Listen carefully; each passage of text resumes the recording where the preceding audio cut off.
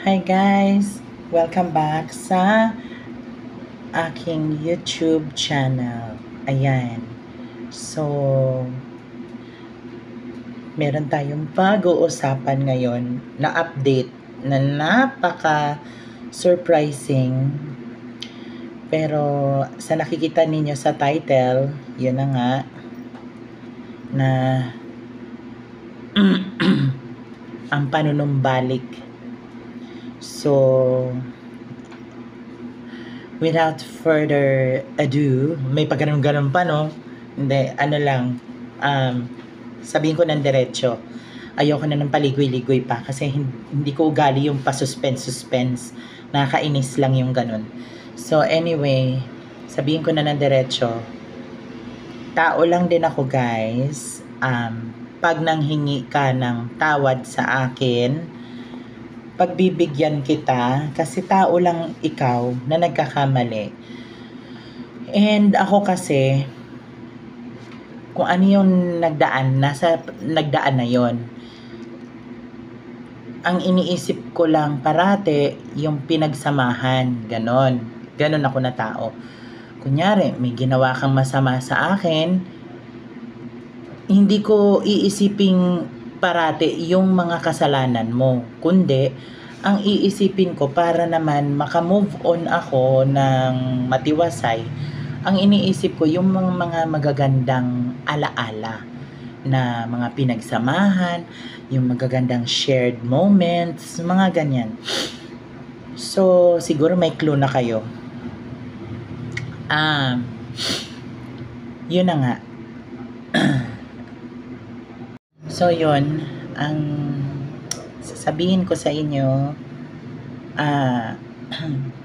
yun nga, pag nanghingi ka ng tawad, madali ako makapagpatawad ng tao kasi iniisip ko lang parate yung magagandang alaala.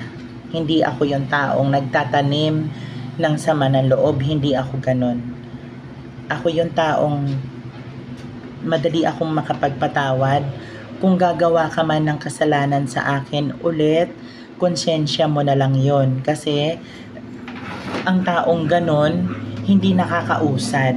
Kasi parating iniisip niya yung mga nagawa niya. So, ako bilang tao, ang iniisip ko lang parate is yung magagandang alaala, shared moments.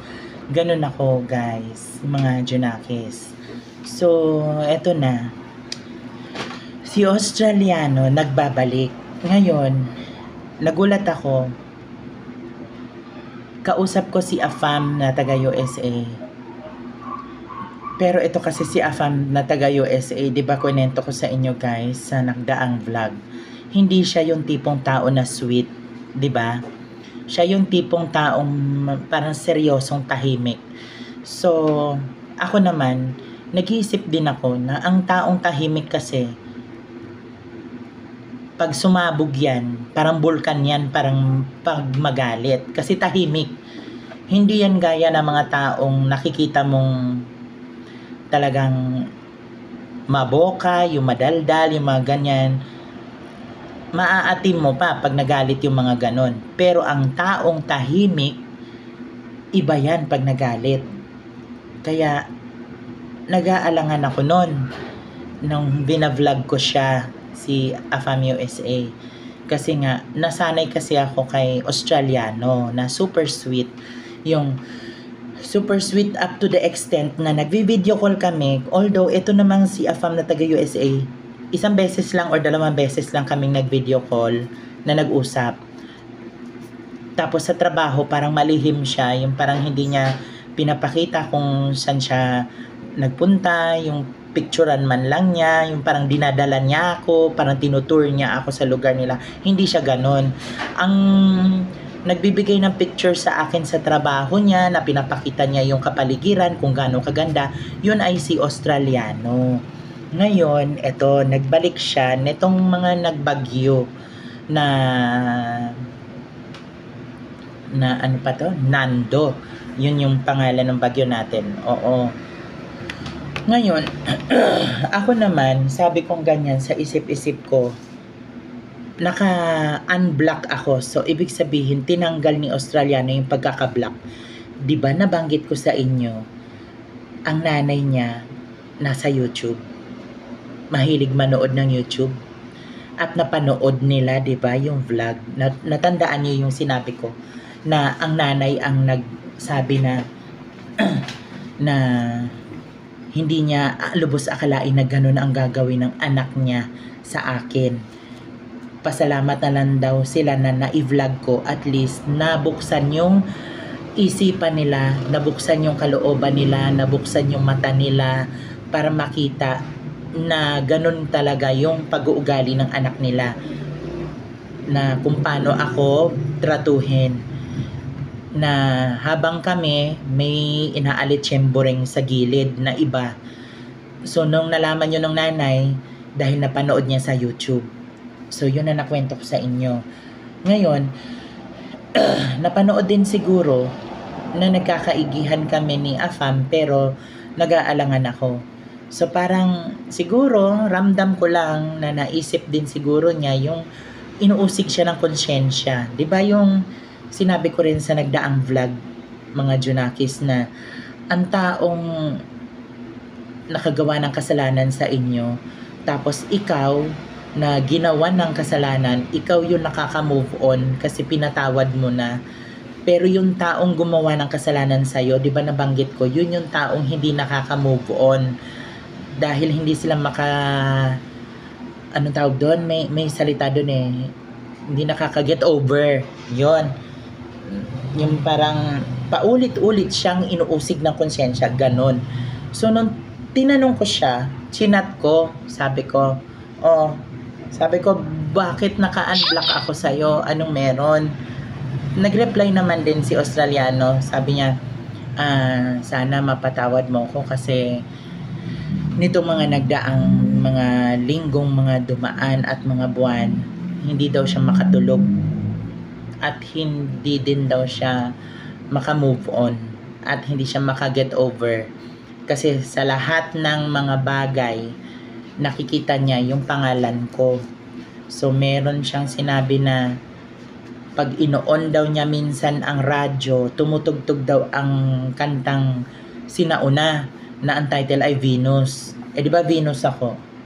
Tapos sa trabaho niya sa Australia, meron daw isang gasolinahan na may malapit na tindahan na parang bazaar, parang ganon, yung mga tiyanggian. Isa doon na stante, pangalan naman Venus. Tapos sa kakainin naman daw niya, merong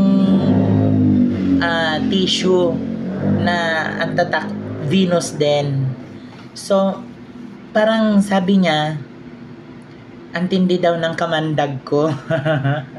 Kasi sa lahat ng bagay nakikita niya ako. Tapos pati sa radyo naririnig niya yung kantang Venus. Nagpaparamdam daw ako. Yun yung sabi niya. Kaya na konsensya talaga daw siya sa mga pinagagagawa niya sa akin, na doon niya na-realize nung nawala ako sa piling niya na ako pala yung legit na nagmamahal, na hindi niya inisip na ako yung legit na nagmamahal at initsipwera lang niya ako ng ganun-ganun.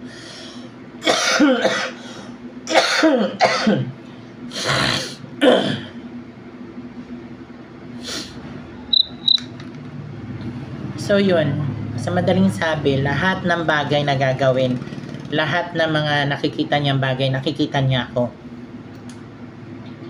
Tapos nung nagpunta daw siya ng China, na-assign daw siya doon, meron daw doon isang kainan, pangalan daw Venus.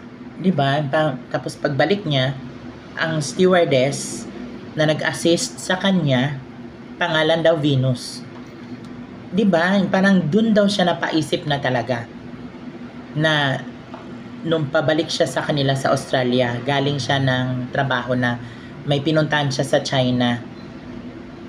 Tapos nung inasikaso siya ng stewardess, pangalan Venus. Tapos yung isa na stewardess, ang pangalan naman ay Parks. Tapos yung isa naman, ang pangalan daw ay Dao Chen. pag pinagtabi daw yung mga stewardess na yon, mabubuo daw yung pangalan ko na Venus Doutzen Parks. So, dun daw siya napaisip talaga na sabi niya, talagang kailangan niyang manghingi ng tawad at hindi na niya kaya daw na mabuhay ng mag-isa. Kasi nung tinatry daw niya, natimbang daw niya guys, mga Junakis, tama naman din ang aking hinala na siya yung tipong tao na tinitimbang niya yung mga bagay-bagay. Ikukumpara niya kung sino mas matimbang. Ganon siya. So, naikumpara niya ako sa mga nakakausap daw niya na panibago. Yun daw ay walang-wala daw sa kalingkingan ko kasi ako daw ay angat na angat. Kumbaga sa pag-grade, ako daw ay nasa 99% going to 100. Yung mga nakakausap niya ay going to 87 pababa na percent. Ganon. So, yun ang sabi niya. So, sabi ko naman, ganun ba? Buti naisip mo ako, sabi ko sa kanya. Sagot naman din siya, naisip talaga kita sa lahat ng gagawin ko. At saka, kahit nasa trabaho ako, sabi niya, naiisip talaga kita. Sabi ko, ay ganon, buti naman, sabi kong ganon. And sabi naman din niya, andito ako dahil para magkabalikan tayo kung gusto mo. Kasi gustong gusto kita, ayaw kitang pakawalan dahil naisip ko rin, ikaw talaga yung mahal ko. Hindi yung mga taong nakakausap ko. Yun ang sabi niya. Ako naman sabi ko, sige, manunumbalik ako sa'yo. Pero, please lang, sabi ko sa kanya, pag meron tayong sitwasyon na kailangan ayusin, huwag kang mangbablak. Ang gusto ko mangyari, bago tayo matulog or bago man magbubukang liwayway na panibagong umaga, bago dumating yun, inaayos na natin ang problema at naayos na ang problema. Yun ang sana. Hindi yung ginagawa mo dati na pag may sitwasyon na ganun, ay tinatakasan mo, binablock mo ako. Imbis na pag-usapan natin para ma-patch up natin kung ano yung mga mali. At para naman makorek natin, maitama ang mga mali. Kaso ang ginawa mo sa akin, imbis na ayusin ang problema, binlock mo ako ng ilang beses. Kaya sana, kung totoo nga yung sinabi mong pagod ka ng mag-isa, mas lalo rin naman ako. Sabi ko, pagod na ako sa buhay ko na mag-isa. Na syempre, although hindi naman natin kinadedesperaduhan na magkaroon ng lalaki or what, or magkaroon ng karelasyon or what. Pero syempre, ang tanda ko na gusto ko na rin magkaroon ng karelasyon para gumawa ako ng pamilya ko. Kasi bala ko talaga mag-adapt din ng bata. Kasi nga, di ba, transgender na ako. So sabi ko, gusto ko rin bumuo ng pamilya na sarili ko para at least pagtanda ko, may makikita ako at meron akong na parating maiisip na may napatunguhan din naman yung buhay ko na nagkaroon ako ng kahit man lang anak na adopted. Yung ganun ba, na iniisip ko parati na syempre pagtanda ko, gusto ko rin naman na may mag-aalaga sa akin. 'Di ba? Kahit sino naman. Tapos yun nga yung sabi ko guys na syempre gusto ko rin naman gumawa ng pamilya na sarili ko. Kaya pagod ako mag-isa. Ayoko nang mag-isa. So parehas kami. So nakapag-usap kaming dalawa na ayusin namin ang problema bago lumipas ang araw. Yung hindi kami nagtatampuhan. 'Di ba? Mahirap kasi yung nagtatampuhan tapos darating yung kinaumagahan. Ganun ulit. So mahirap. Kaya yun ang sabi ko sa kanya. Baguhin niya na yung ugali niyang ganun. Na kapag may problema, nang bablock siya ng tao. Kaya nagsisi rin naman siya. na ramdaman ko rin naman na legit yung kanyang pagsisisi. Sabi ko, bakit inantay mo pa yung magulang mo ang humarap sa akin? Bakit hindi ikaw yung humarap? Sabi niya, na busy daw kasi siya talaga sa iba, na inakala niya sa iba niya makikita yung pagmamahal. Hindi niya nakita yung binibigay ko na pagmamahal talagang legit. Kumbaga, naghanap siya ng kalinga sa iba. Inamin niya at inamin din naman niyang lubusan. Kaya pinatawad ko siya. Sabi ko, patatawarin kita. So yun na yung unang kondisyon, at ang pangalawang kondisyon ay sana magbago ka na ng ugali. Pero kung pagmamahal ito, hindi kita bibigyan ng kondisyon-kondisyon. Kasi ikaw mismo ang magbabago sa sarili mo. At gusto kong ikaw magbago sa sarili mo. So yun guys. So awa ng Diyos, okay naman siya ngayon. Nag-uusap kami. Kaka-video ko lang namin ng mga nagdaang araw at kanina na pinakita niya yung lugar niya, pati yung trabaho niya. Di gaya nung isa na nanahimik talaga siya. Kung hindi ko chinat, hindi rin magre-reply si Afam. Ganon yun. Kaya parang sabi ko, okay, sige. Aayusin ko ng matiwasay itong si Afam. Kasi syempre, ayoko naman din pakawalan si Australiano talaga. Although nasaktan ako nun. Pero syempre, ang ganda na kasi ng pinagsamahan namin ni Australiano. Ang dami naming good memories. Bukod sa mga masasamang ginawa niya sa akin. Na nangingibabaw talaga ang good memories na nagawa ni Australiano sa akin. Yung mga memories na ginawa namin, ang gaganda, mga pinagsamahan namin. Kaya talagang sabi ko talaga, hindi ko pa kakawalan to. Pinagdasal ko talaga. Sabi ko, kung siya ikarapat dapat sa akin, siya'y bumalik. Pero kung hindi, bigyan ako ng sign na si Afam na taga USA ang sa akin. Kaso, nabigyan ako ng sign kasi nanumbalik si Australiano. So, happy ako dahil ayokong masayang yung memories na ginawa namin. For how many months. Kaya, ayun, nagpaplano siya, nakikitain niya ako, hopefully. Pero hindi ko sasabihin sa inyo kung kailan. Surprise na lang yun ng pagkikita namin. I-vlog ko rin ng saglitan kasi medyo private din siyang tao. Ayaw niya yung na-vlog din siya, pero kakausapin ko para lang maipakita sa mga kajunakis, mga subscribers na sumuporta sa akin. So yun guys, so yun ang nangyari.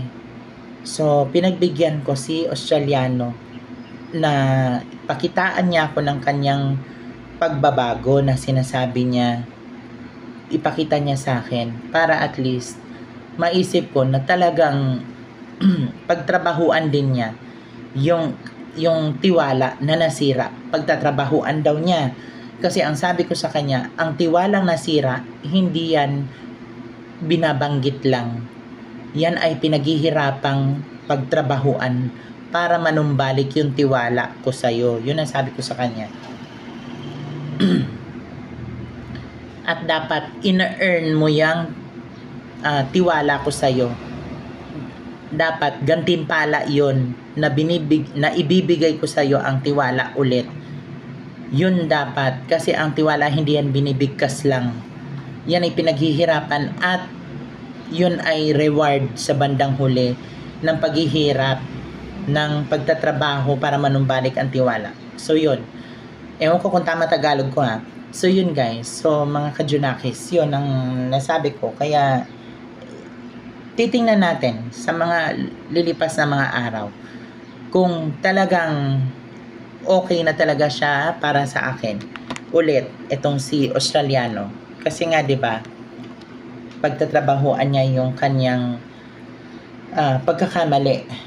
Babaguhin niya. Pagtatrabahuan niya, bumalik ang tiwala ko sa kanya. So, sige. Obserbahan ko siya, sabi ko. Kasi mahirap na yung patatawarin kita tas gagawin mo ulit. Mahirap na. Maigi na yung meron tayong kasunduan na kapag ginawa mo ulit yan sa akin, ayaw ko na sa'yo. Yun ang sabi ko sa kanya. Ngayon, pagbibigyan kita, ito na yung huling-huling baraha mo. Yun ang sabi ko sa kanya. Dahil pag hindi ka pa talaga nagtino, iiwanan talaga kita.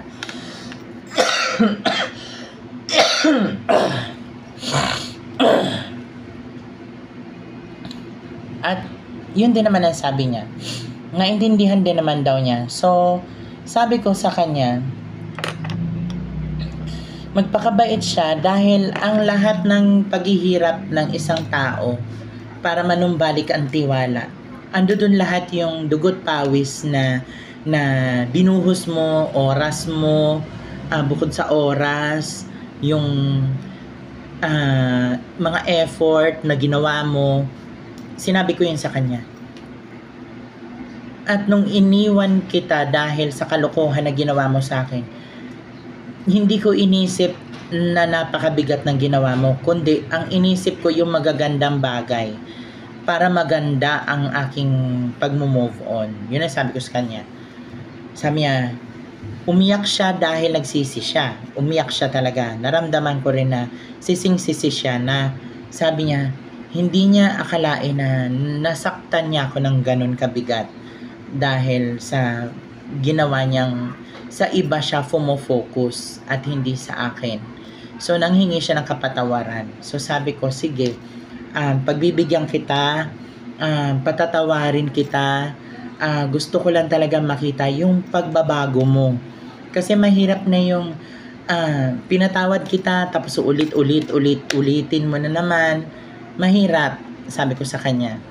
So, sabi kong ganun, okay. Sabi ko, kung ganun ka talaga, sabi ko na tao, hindi na kita pagbibigyan pa, sabi ko sa kanya. Pero kung magbabago ka dahil gusto mo talagang magbago dahil sinasabi mong hindi ikaw ganoon, dahil ang sinasabi mo sa akin ay mabait ka talagang tao at hindi mo lang lubos makontrol na talagang mapa-entertain ka ng panibagong mga transgenders dahil nagulat ka sa dami namin na nagkakagusto sa'yo. Pero ako, nung nagustuhan kita, hindi ako nagpapansin. Doon ka na challenge na kinausap ako. Di gaya ng iba na sinabi mo na gusto ka nga, todo papansin ang ginawa sa'yo, na-challenge ka sa akin kasi ako lang yun na mukod-tanging hindi namamansin sa'yo. Pero alam mong isa ako sa may gusto sa'yo.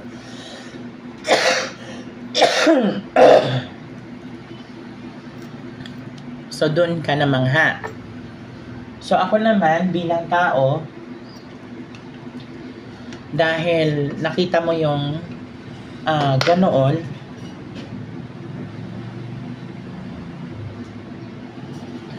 so talagang tinanggap mo ako. Hindi mo lang nakontrol yung bugso ng pagdating ng mga kabaklaan sa buhay mo. Kaya talagang napa-entertain ka na napa-entertain ng bonggang-bongga sa iba. At inamin din naman niya yon na yun yung kasalanan niya. So sabi ko, sige, tao ka lang din, okay. Pagbibigyan pa rin kita dahil Diyos nga nakakapagpatawad kahit ilang beses tayong magkaroon ng kasalanan. Ako pa na tao, hindi kita mapapatawad, papatawarin kita. Pero konsensya mo na lang ang uusig sa'yo kung gagawin mo ulit. 'Di ba?